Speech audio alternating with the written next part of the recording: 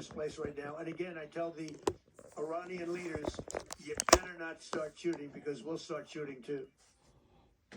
That was President Trump's threat to Iran's leaders today after the 13th straight night of anti-government protests across the country.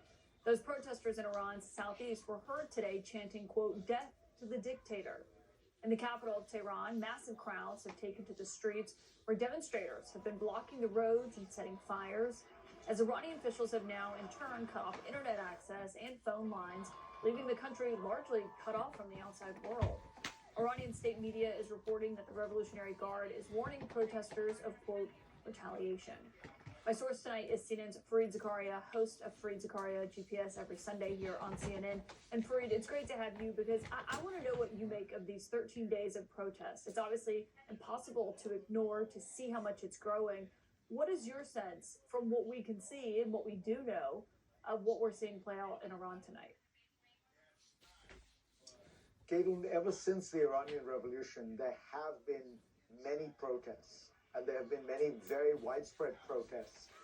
The regime is very good at tamping down these protests, using brutal repression, using forms of patronage.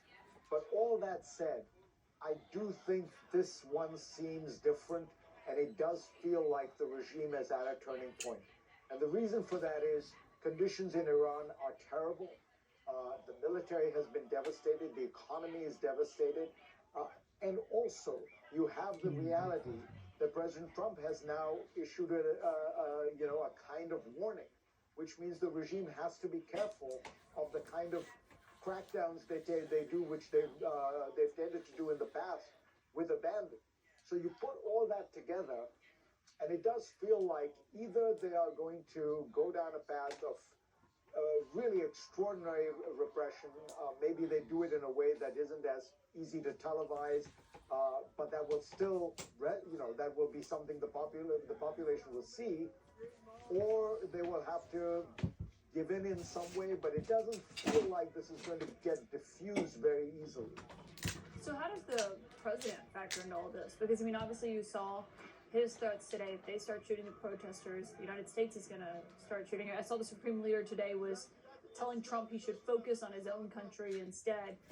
But how do they hear the threats from the President of the United States?